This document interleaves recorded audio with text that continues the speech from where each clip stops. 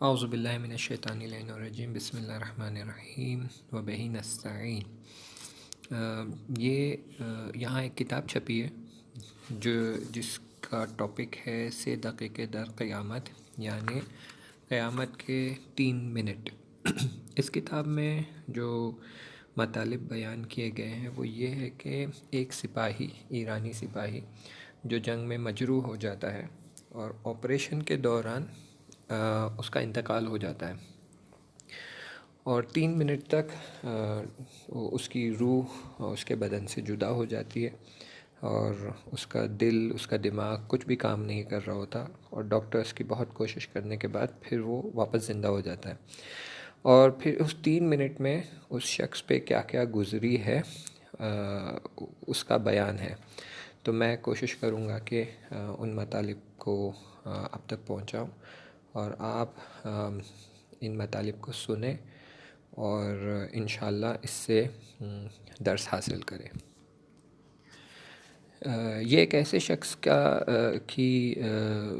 کا قصہ ہے جو خود اپنے الفاظ میں بیان کرتا ہے کہ میں بہت ہی دیندار فیملی سے تھا، میں مسجد مقرر جاتا تھا، ریگولرلی جاتا تھا، میری ہر نماز مسجد میں ہوتی تھی، صبح کی نماز، ظہر کی نماز، مغرب عشاء کی نماز، ہر نماز مسجد میں ہوتی تھی، اور میں بہت زیادہ مذہبی خاندان سے تھا، حتیٰ کہ کئی بار ایسا ہوتا تھا کہ میرا سارا دن اور ساری رات جو ہے مسجد میں اور مسجد کی خدمت کرنے میں گزر جاتی تھی، اور میں کئی سال تک جو ہے جنگ میں بھی شرکت کیا ہوں ایران کی طرف سے، اور میں کافی دین کے لیے مقید تھا، اور میں بہت ہی دیندار شخص تھا، یہاں تک کہ میری نماز شب بھی اکثر وقت قضا نہیں ہوتی تھی، تقریباً نماز شب میری مقرر ہوتی تھی۔ اور بہت خدا سے التماس اور دعا کرنے کے بعد اور بہت کریا کرنے کے بعد مجھے یہ توفیق حاصل ہوئی کہ میں جو ہے جنگ میں شرکت کر سکوں، تاکہ جو ہے میں دین کی حفاظت کر سکوں۔ اور بہت دل میں شہادت کی خواہش تھی، لیکن وہ حاصل نہیں ہو سکی، لیکن جیسے ہی جنگ ختم ہو گئی، وہ 8 سال کی جنگ جو ایران اور صدام کے بیچ ہوئی تھی، جب وہ ختم ہو گئی تو وہ کہتا ہے کہ میں پوری اپنی زندگی کی کوشش اسی چیز میں لگائے رکھا تھا کہ میں وہ معنویت اور وہ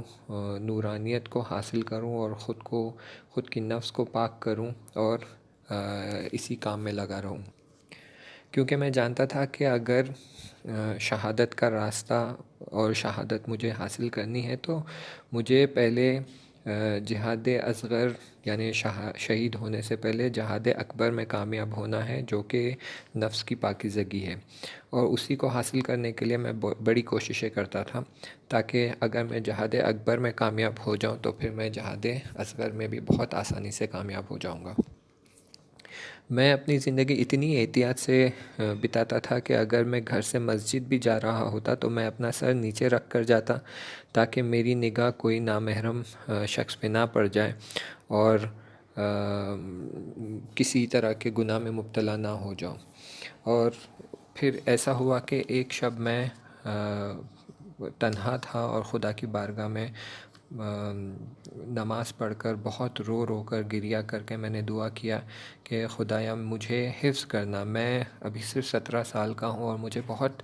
اس بات کا خوف ہے کہ کہیں اس زمانے تک، جب تک کہ میری موت کا وقت نہ آ جائے، ایسا نہ ہو کہ میں اس دنیا کی چکا چوند میں کھو جاؤں، میں اس دنیا کی خواہشات میں مبتلا ہو جاؤں، اور میں حق کو بھول جاؤں، اور میں اس دنیا کے خواہشات کے پیچھے بھاگنے لگوں۔ تو خدایا مجھے اس مشکل سے بچانا، اور مجھے پاک و پاکیزہ رکھنا، تاکہ میں دنیا کی چکا چوند میں کھو نہ جاؤں، اور کہیں ایسا نہ ہو کہ میں اس دنیا کی چکا چوند میں کھو جاؤں، اور میری جو نفس ہے، میرا جو باطن ہے، وہ میں آلودہ کر دوں اور ناپاک کر دوں اور خواہشات میں ڈبو دوں۔ تو میری مدد کرنا کہ میں ایسے کاموں سے دور رہوں۔ اور اسی بات کا ڈر اس شخص کو اتنا ستاتا تھا کہ یہ کئی بار بہت شدت سے رو کر گریہ کر جناب اسرائیل جو کہ ملک الموت ہے،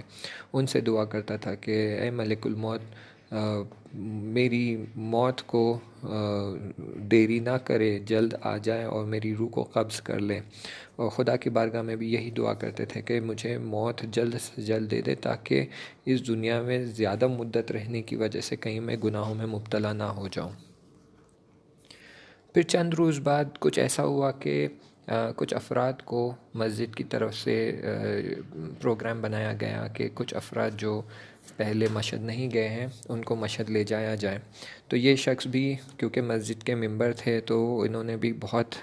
کام کاج میں بزی ہو گئے تاکہ وسائل فراہم کیے جائے تاکہ یہ ان افراد کو مشہد لے جایا جائے۔ ان کی ٹکٹ بک کرانا، ان کے لیے بس ارینج کرنا، ان کا کھانا لے کر جانا، یہ ساری چیزوں میں یہ بزی ہو جاتے ہیں۔ اور کہتا ہے کہ پھر بھی میرے دل میں یہی خیال تھا کہ میں جو ہے جب بھی کام کر کے تھک جاتا یا مجھے تھوڑا بہت وقت مل جاتا تو میں پھر سے جناب اسرائیل سے دعا کرتا کہ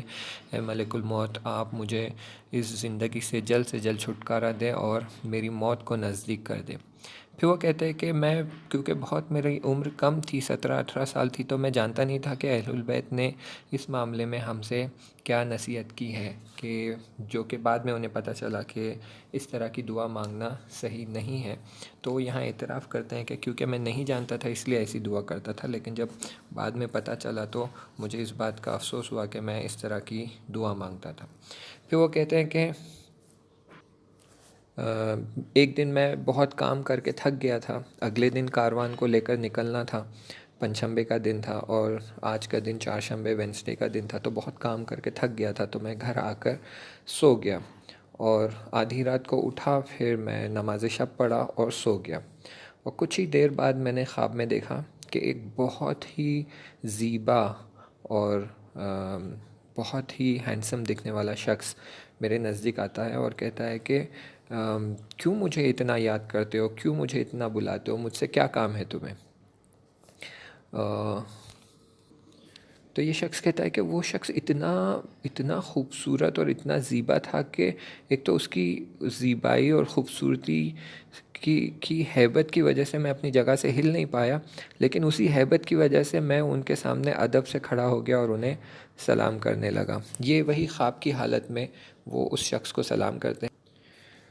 تو پھر وہ اور سمجھ جاتے ہیں کہ یہ جناب اسرائیل ہے، تو جناب اسرائیل اس سے کہتے ہیں کہ اپنی موت کی دعا اتنی مت مانگو، ابھی تمہارا وقت نہیں ہوا ہے، میں تمہیں نہیں لے جاؤں گا۔ اور تو پھر یہ ان کے قدموں پہ گر کر بہت گڑ گڑا کر رونے لگتے ہیں اور کہتے ہیں کہ نہیں، ابھی آپ آئے ہیں تو مجھے لے کر ہی جائیں، اور مجھے اس دنیا میں نہیں رہنا، مجھے ڈر لگتا ہے کہ میں کہیں گناہ میں مبتلا نہ ہو جاؤں اور میری نفس آلودہ نہ ہو جائے۔ تو جناب اسرائیل اس کی طرف اشارہ کرتے ہیں اور کہتے ہیں کہ ابھی تمہارا وقت نہیں ہوا ہے، لوٹ جاؤ اپنی جگہ پر، اور وہ اس ایک اشارے کی وجہ سے وہ اپنی جگہ پر واپس پہنچ جاتا ہے، لیکن وہی واپس جاتے جاتے وہ بہت زور سے زمین پر گر جاتا ہے، اور اس وقت اس کے دائیں ہاتھ پر چوٹ لگ جاتی ہے اور بہت درد ہونے لگتا ہے۔ اسی وقت وہ اپنی گھڑی میں وقت دیکھتا ہے تو یہ ظہر کا ٹائم، ظہر کے 12 بج رہے ہوتے ہیں، اور بہت شدت سے اس کے لیفٹ ہینڈ میں بلکہ پوری left side of the body میں درد ہونے لگتا ہے، اور اس درد سے وہ بیدار ہو جاتا ہے، اور جب آنکھ کھلتی ہے تو تب بھی اس کے باڈی میں بہت درد ہو رہا ہوتا ہے۔ پھر اگلے دن وہ اپنے کاموں میں بزی ہو جاتا ہے اور پھر جانے کی تیاری سب ہو جاتی ہے، تب اچانک انہیں پتہ چلتا ہے کہ یہ لوگ جو سپاہ میں تھے، جو ان کی ٹیم سارے افراد کو مشہد لے جانے والے تھے، ان کو ابھی تک سپاہ کی طرف سے پرمیشن نہیں ملا ہے، کلیئرنس نہیں ملا ہے کہ یہ چھٹی پہ جا سکتے ہیں اور ان افراد کو مشہد لے جا سکتے ہیں۔ تو یہ فوری اپنی موٹر بائک لے کر وہ جو ہے پرمیشن لیٹر لینے کے لیے اپنے آفس کی طرف جاتے ہیں، بڑی تیزی سے جا کر لوٹ رہے ہوتے ہیں، اور لوٹتے سمے ان کا بہت ہی بری طرح سے ایکسیڈنٹ ہو جاتا ہے، بہت ہی شدید ایکسیڈنٹ ہوتا ہے، جس کی وجہ سے یہ اپنی بائک سے اڑ کر چند میٹر دور جا کر گرتے ہیں۔ تو وہ کار سے جس سے ان کا ایکسیڈنٹ ہوتا ہے وہ بیچارہ، اسے تو لگتا ہے کہ ان کی موت ہو گئی ہے، انتقال ہو گیا، وہ دوڑے دوڑے ان کے پاس آتا ہے دیکھنے کے لیے کہ یہ زندہ بھی ہے یا مر گئے، لیکن یہ اپنی جگہ سے اٹھ جاتے ہیں، تو بڑا تعجب میں آ جاتا ہے وہ ڈرائیور، کہتا ہے کہ تم بچ گئے، تمہیں کچھ چوٹ نہیں لگی، تمہیں کہیں خون نہیں آیا، کچھ ہڈی وڈی تو نہیں ٹوٹی؟ لیکن وہ اپنی جگہ سے اٹھتے کہتے نہیں، میں ٹھیک ہوں، اور پھر وہ ٹائم دیکھتے تو وہی بالکل برابر 12 بج رہے ہوتے، اور تبھی انہیں وہ یاد آتا ہے کہ کل شب انہوں نے یہی خواب میں دیکھا تھا کہ جناب اسرائیل آئے تھے اور اسی 12 بجے کے وقت اسے لوٹا دیا اور کہا کہ ابھی تمہارا وقت نہیں ہوا ہے. یعنی یہی اشارہ تھا کہ ابھی تمہارا وقت نہیں ہوا ہے، اگرچہ تم مشکلات میں یا کسی سخت چیز میں مبتلا ہو جاؤ گے، لیکن تمہارا وقت نہیں ہوا ہے تو تمہیں نہیں لے جایا جائے گا. اور اس بات کی طرف متوجہ ہو جاتے ہیں کہ ابھی ان کا وقت نہیں ہوا ہے، اور جب تک وقت نہیں ہوگا انہیں لے جایا نہیں جائے گا. تو پھر وہ سوچتے ہیں کہ باقی کی زندگی بھی اسی حالت میں گزارنی ہوگی جہاں پر وہ کوشش کریں گے، اپنی نفس پہ کام کریں گے اور اپنی روح کو پاک رکھیں گے. اور پھر یہ آگے بڑھ جاتے ہیں اس مشہد کی ٹرپ کی طرف. وہ افراد کو لے کر مشہد کی طرف نکل جاتے ہیں. بیان کرتے ہیں کہ تقریباً 2 ہفتے تک یہ جو ایکسیڈنٹ کی وجہ سے درد ہوا ہے لیفٹ سائڈ باڈی میں، وہ 2 ہفتے تک چلتا رہا اور کافی سخت ان کے لیے وہ وقت گزرا ہے، کیونکہ بہت شدید انہیں زخم لگا تھا، چوٹ آئی تھی. پھر وہ کہتے ہیں کہ ایک بات میں یہاں بتاتا چلوں کہ میں جس طرح کا شخص تھا، جس طرح کا پرسنالٹی تھی میری، وہ یہ تھی کہ لوگ مجھے اس نام سے جانتے تھے کہ یہ بہت مزاحیہ شخص ہے، بہت مذاق کرتا ہے، لیکن اپنے کام کے لیے بہت جدیت سے کام کرتا ہے. اگر اسے کوئی کام سونپا جائے تو وہ پوری طرح انجام دیتا ہے، اسے پورا کمال تک پہنچاتا ہے، پورا کمپلیٹ کرتا ہے. لیکن بہت ہی مزاحیہ شخص ہے، اپنے کام میں مذاق کرتا ہے، اور بہت مشہور تھے کہ اگر یہ جہاں بھی جائیں تو وہاں پر لوگ کبھی ان کے ساتھ بیٹھے بیٹھے تھکتے نہیں تھے. گھنٹوں گھنٹوں بات چلتی تھی اور ہنسی مذاق چلتا تھا. اور اگر یہ لوگ کہیں اس پہ اپنی طرف سے جو سپاہ کی طرف سے ٹریننگ کیمپ وغیرہ میں لے جائے جاتے تو ان کا ٹینٹ جو ہوتا وہاں سے رات بھر تک ہنسی مذاق کی آوازیں آتی تھیں. تو یہ بہت ہی معروف تھے کہ یہ کافی مزاحیہ شخصیت تھے، اور لوگ ان کے ساتھ رہ کر یہی ہنسی مذاق کرتے تھے. اور پھر یہ اس پہلے بخش کے آخری حصے میں کہتے ہیں کہ پھر جو ہے 1390 جو ایرانی کیلنڈر ہے، اس سال میں جو ہے ان کو ایک ماموریت دی گئی ایک ٹیم کے ساتھ کہ یہ جائیں اور ایک حصے کو جہاں پر